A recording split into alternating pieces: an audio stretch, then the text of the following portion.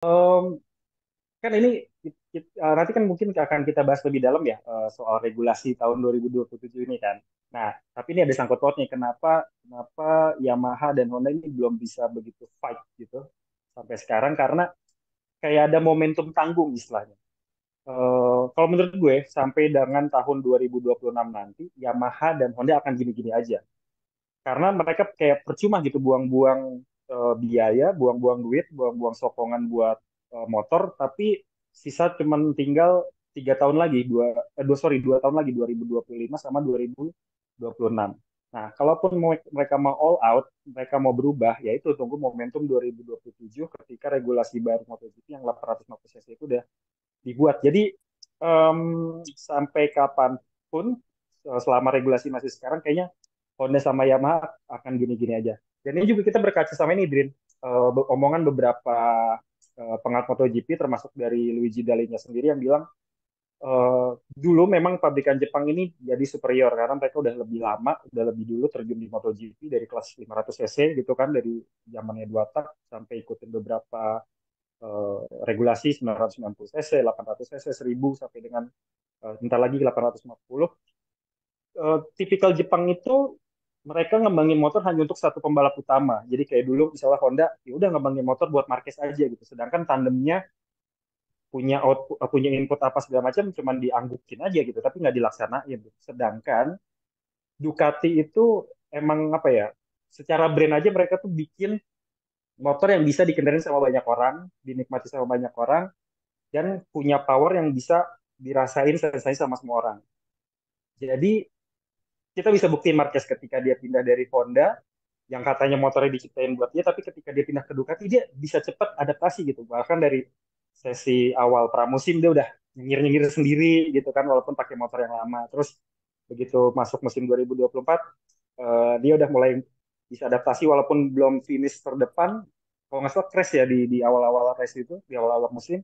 Tapi kita lihat di dua race terakhir dia berhasil masuk podium terus nih berturut-turut. Itu artinya eh, konsentrasi daripada Ducati itu nggak cuma untuk rider, tapi juga gimana kita develop motor yang bisa dipakai sama semua pembalap, istilahnya kayak gitu. Nah, taktik ini juga nih yang dipakai sama KTM sekarang. Jadi KTM itu bikin motor yang bisa dipakai sama semua rider dan nggak terorientasi sama satu rider aja. Kalau menurut gue sih faktor itu yang menentukan tim-tim ini akan terus mendominasi sih di MotoGP sampai dengan 2026. Ducati khusus. Iya Gitu sih. istilahnya kalau misalkan di tahun 2027 aja udah ada regulasi baru, ngapain kita buang-buang duit kan sebenarnya gitu ya, kok untuk Nah, di benar-benar benar. developing 2024, 2025, 2026 gitu ya. Nah, Bi, ini Hmm. soal regulasi baru MotoGP 2027 gitu. Gue sih mencatat ada 6 ya yang berubah. Yang pertama itu Hmm. terkait dengan mesin yang dari 1000 cc ke 850 cc, kemudian juga ada bahan bakarnya yang dari Hmm. dan harus 100% ramah lingkungan gitu ya. Ya. Terus soal aerodinamika gitu yang harus lebih kecil lagi daripada apa Hmm. namanya yang sekarang gitu, sampai Yes. beberapa kayak mesin dikurangin kan ya dari 7 sampai harusnya 6 di 2027. Nah, kalau Albi melihatnya sebenarnya regulasi MotoGP 2027 ini eh, tujuannya apa sih gitu sebenarnya. Kalau dari beberapa pembalap kan sebenarnya dia ada yang setuju, ada yang enggak. Kayak misalnya Peko Bagnaia itu dia bilang ya setuju-setuju aja, tapi dia lebih memilih kalau misalkan dia mempunyai top speednya yang tinggi gitu. Kalau misalkan mesinnya dikurangin itu kan berarti speednya juga berkurang gitu. Gitu. Kalau Hmm. Abi gimana melihatnya?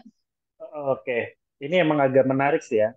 Regulasi ini muncul kayak seolah-olah tuh jawaban dari keluhan fans dan juga beberapa pabrikan yang merasa iklim kompetisi ini udah mulai berkurang gitu rasanya. Didominasi sama motor-motor Eropa yang lebih kencang yang mulai dari Ducati, terus Aprilia juga udah mulai naik dan sekarang yang bisa gue bilang bisa menyaingi Ducati itu cuma KTM sebenarnya. KTM ataupun Gas-Gas lah karena mereka satu mesin yang sama kan RC16. Tapi gue melihat secara sederhananya nih, kenapa akhirnya Dorna memutuskan untuk merubah regulasi selain karena ada sangkut pautnya sama Liberty ya, yang sekarang katanya udah menguasain MotoGP, juga bisa dibilang ini restart gitu. Karena kita udah lama banget nggak ngerasain yang namanya aturan regulasi baru. Dulu kan kayaknya setiap beberapa tahun sekali ada perubahan regulasi, misalnya dari 500 cc ke 990 cc, terus habis itu naik turun jadi 800 cc, naik jadi 1000, dan sekarang harus ada restart lagi supaya semua pabrikan itu ngembangin sesuatunya dari awal lagi bareng-bareng gitu. Siapa yang bisa ngikutin regulasi itu dengan baik dan bisa nyiptain formulasi motor yang juga bagus, ya dia mungkin akan jadi pemenangnya. Nah, dampak negatifnya adalah mungkin Peko merasakan dampak negatifnya karena saat ini dia lagi jaya-jayanya, dia lagi dapat motor yang bagus, dia dapat support yang tinggi juga dari pabrikan, nggak cuma dari tim Ducatinya aja nih yang di MotoGP, tapi juga secara pabrikan besar Ducati itu mengelulukan Peko banget gitu kan, sama-sama orang Itali, dia motornya juga bagus dan cara bawa motornya juga kalem gitu. Nah, mungkin dampak-dampak kayak gini yang bakal dirasain sama pembalap-pembalap Ducati yang saat ini lagi ngerasa, wah ini motornya enak, mau di restart, ntar susah lagi nih kayak gitu. Kita berkaca sama beberapa tahun lalu di mana Ducati itu berat banget kan, cuma stoner, Casey Stoner doang yang bisa jinakin Ducati, selebihnya tuh nggak ada. Bahkan Valentino Rossi aja masuk ke Ducati, dia melempem banget dan jadi bukan siapa-siapa gitu. Nah, mungkin hal-hal ini sih yang bakal diperhatiin sama para pembalap-pembalap yang saat ini ada di kursi Ducati. Tapi kalau buat apa namanya pembalap-pembalap dari brand Jepang kayak dari Yamaha, dari Honda ini bisa jadi salah satu kebangkitan gitu. Dan bahkan kayak tim papan tengah kayak Aprilia, dia udah curi start duluan kan. Kalau nggak salah kemarin ada jepretan foto-fotonya itu dia udah mulai ngembangin motor dengan mesin 850 cc-nya. Kayaknya mereka tuh semangat gitu karena Aprilia saat ini belum nemu formulasi yang pas nih buat nemuin motor 1000 cc sampai tahun 2026 nanti yang bisa nganterin pembalapnya juara. Nah, kita juga bicara soal ini, Drin.